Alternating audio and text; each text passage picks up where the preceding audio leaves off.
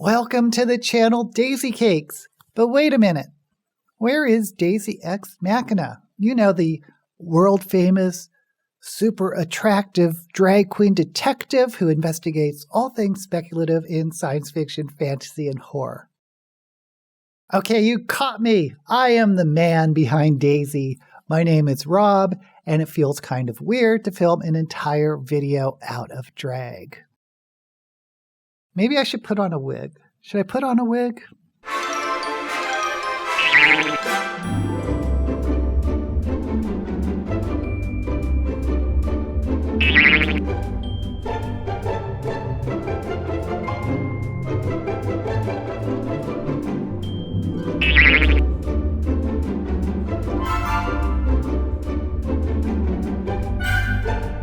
Okay, so maybe a wig wasn't a great idea. You'll just have to take me as I am. Now let's get right down to it. I got a literary agent. I've mentioned a few times that I'm trying to break into the children's book world as a writer. I definitely have talked about it in my live streams where I even recruited a beta reader. Thank you, Evie. But here's the thing. I'm not sure how much I want to associate my drag queen alter ego with being a children's writer. Not because I'm embarrassed by it or think it's inappropriate or anything like that, but my channel isn't really targeted at people interested in children's books. And since I write under a pseudonym, I may want to keep details of my drag queen on the down low when it comes to my writing. You know, maybe I'll be like Chuck Tingle and put a paper bag over my head for any interviews. I don't know. Maybe it doesn't matter. It probably doesn't matter, but it's a conversation I'd like to have with my agent and publisher, but I don't have a publisher. So if I reveal everything now, I can't have that conversation. So I'm not going to say who my agent is or details about my book, except to say I write in the middle grade speculative genre. Middle grade is the age category, which is not what you think. I really don't like the term middle grade because everyone in the civilized world thinks middle grades and middle school, which is 6, 7, and 8. But it's a publishing term that means ages 8 to 12, which I believe is 4th to 7th grade. But anyway, I wish they would call it juvenile or something like that. Now, since I'm a YouTuber and just got a literary agent, I think it's kind of a rite of passage to do an I got an agent video to help other writers, because I know other writers are really interested in the process of getting an agent or people's experiences in getting an agent. I know this because I watched all the I got an agent videos that I could find. And I know that you just want to know the facts. Now, I know some writers get agents on their first book, maybe even in their first batch of queries. That wasn't me. The book that landed me an agent was not my first book. It wasn't my second book. And it wasn't my third book or fourth book. It was my fifth book. Fifth book! I started querying my first book in early 2021. I quickly realized that the book sucked, so I only queried a handful of agents, which thank God, because I was just embarrassing myself on that book. There was also another book where I only queried a handful of agents, but 2 other books before the 5th book, I queried hundreds of agents. You heard me, hundreds. And I queried in batches. I rewrote based on the very little feedback I got. And I did get a few full requests, but nothing was over like 5%. I was probably more like on the 3% request rate. And I've seen videos, and you may have heard of people querying that get like 40% request rates. Does that really happen? It didn't happen to me or anyone I personally know. So anyway, my 5th book I started querying in October 2024, last year. I did it slowly in batches like you're supposed to. By December, I'd sent out around 35 queries. And I got 2 full requests. one of which was a recommendation from someone in my critique group. Anyway, in December, I stopped querying. I put a pause on it because I didn't want to query over the holidays. My plan was to restart doing more batches in January, but guess what? I got an offer of representation in the middle of December. It took me completely by surprise. I was not expecting it at all. And I've heard a lot of authors talking about how surprised they were when they got an offer, and it was absolutely true for me too. Now, since I've been querying for 3 years, and I'm no stranger to the querying process, also my critique group, my writing group, we started out as 5 wannabe middle grade writers. None of us have agents. Now, 3 of us have agents. So we're doing pretty well from what I can tell. Anyway, I know that one of the standard practices when you get an offer of representation is not to accept the offer, but to take 2 weeks before making the decision to notify other agents you got an offer to give them a chance to also offer representation. That's to help the author see how many choices there are to make sort of the best informed decision. And for the first time, the author is now in the driver's seat, and agents expect you to take 2 weeks. Like I said, it's a standard practice. Now, I asked for a little bit more time because it was during the holidays. And if you've seen a lot of these I got an agent videos, you know that many people get multiple offers. You know, I even personally know someone who got multiple offers. But again, since this was right around Christmas, New Year's, solstice, and Hanukkah of this year or last year, it wasn't a great time to request agents to read your manuscript. Oh, and the cherry on top, Query Manager, the program that many agents use to get messages and respond and collect manuscripts, decided to shut down for a few days to install updates right when I was letting agents know about my offer. Now, like I said, I did ask my offering agent for more than 2 weeks to give notice because of the holidays and all that, and I could have asked for more. I absolutely could have asked for 4 weeks, and the agent was more than open to giving me more time, but here's the thing. I really wanted the agent who made the first offer. Okay, but to jump to the chase, it didn't matter. I didn't get any other offers. I had 1 full request outstanding and 2 more agents asked for a full. All of them stepped aside, but one gave me some really great feedback and said they couldn't take my work because of time constraints and said how great it was. They even mentioned that other agents in their agencies may have been interested in reading, but they couldn't make the deadline. Again, I could have asked for more time, but it didn't really matter because by then I knew in my heart that I wanted to go with the first agent. Oh, and during the period when I was considering whether or not to go with the agent, I also contacted several of their clients, and the clients just love this agent, and had nothing but positive things to say, especially about the professionalism and what good advocates this agent is for their work. So that made me feel pretty good. So to recap, I spent 3 years querying. I queried 5 books. I got rejected hundreds of times. I never had a full request rate over 5%, probably 3%, and I did not have multiple offers. I had 1 offer. I think my story may be more typical for a querying writer, but I don't know. Everyone has such a unique and different journey. But it did prove one thing that everyone hears when they are querying. It only takes 1 yes, and I am proof of that.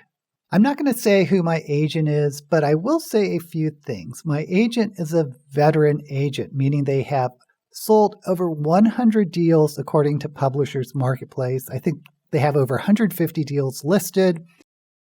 And my agent is not editorial, meaning they don't want to edit my manuscript. They think it is currently in good enough shape that they can sell it, and that's great for me, assuming they can sell the manuscript, because if you haven't noticed, I'm a little long in the tooth in going through months or a year of editing with an agent before going out on submission. Seems like a delay that I would like to avoid.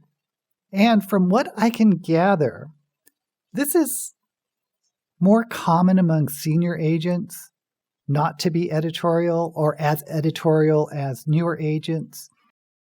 I even heard of one senior agent on the Middle Grade Ninja podcast come right out and say she has to turn projects down that she really likes because she doesn't have the time or the bandwidth to do the work needed to get the book into a place where she can sell it.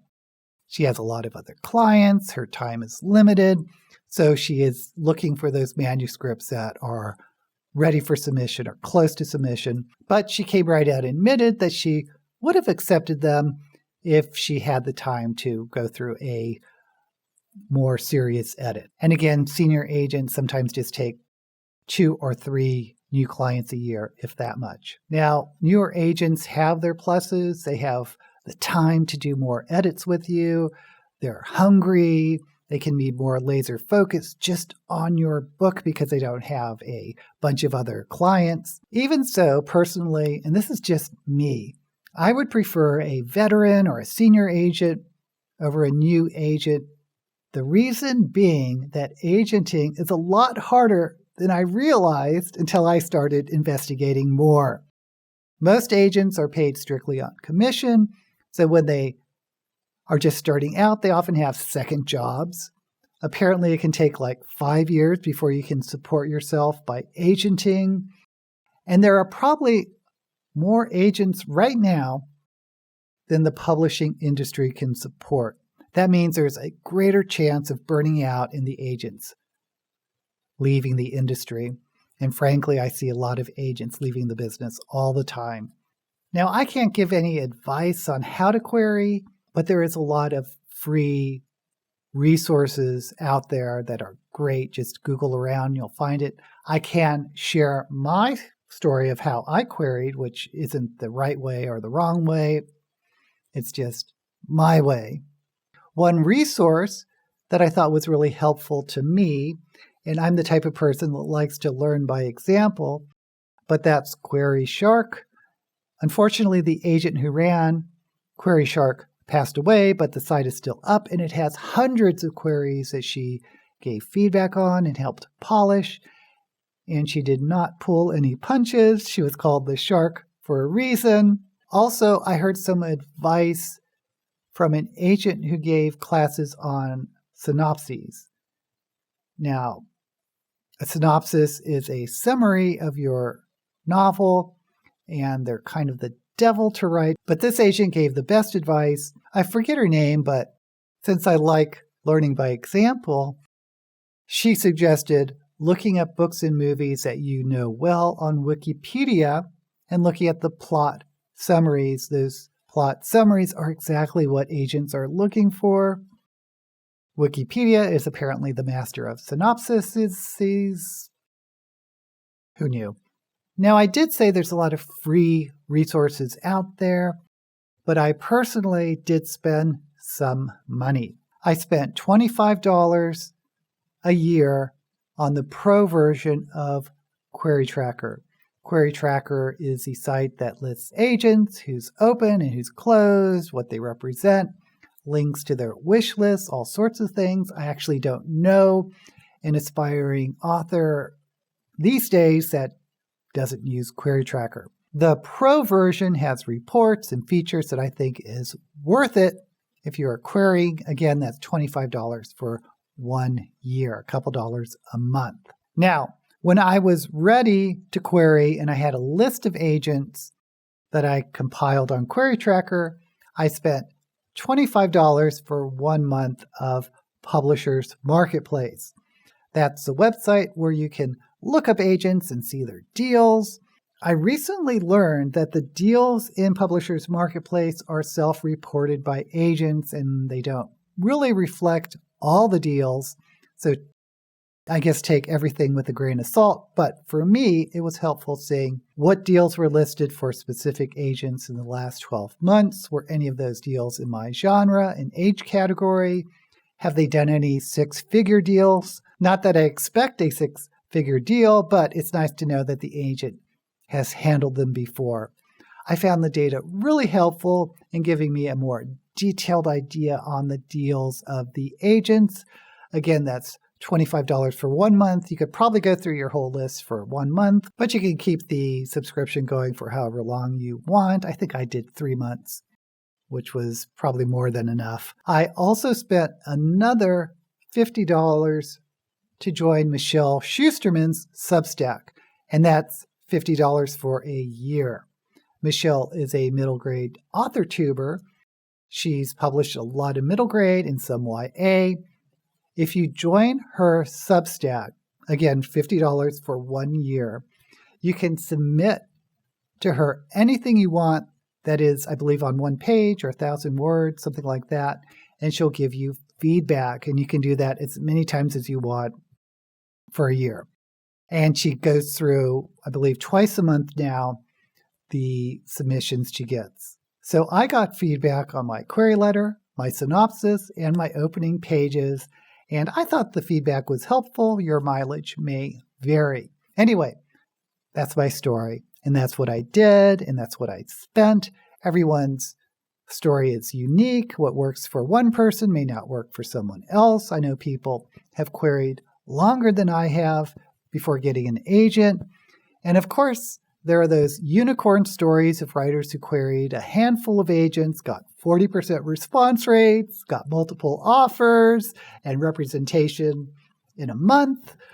Alas, I am not a unicorn. Now, this is not an Authortube channel. I have no desire to be an Authortuber.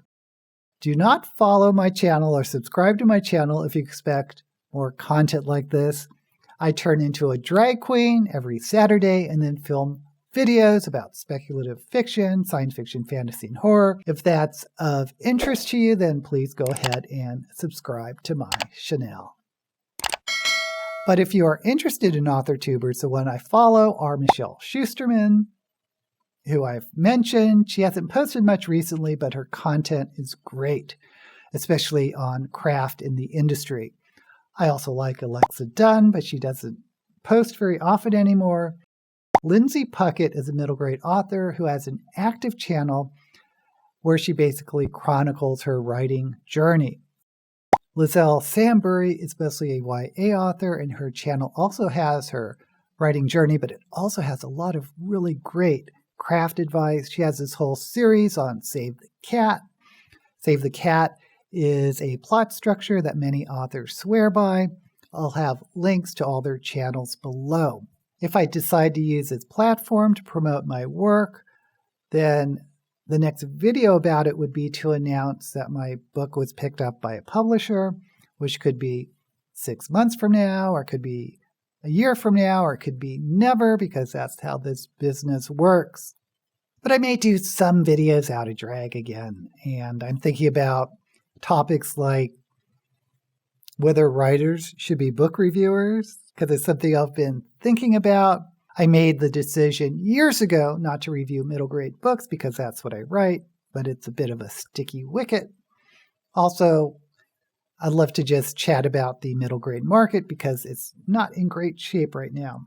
Anyway, for those of you in the query trenches, if even an old, tired drag queen like me who writes children's books can get a literary agent, then there's hope for everyone.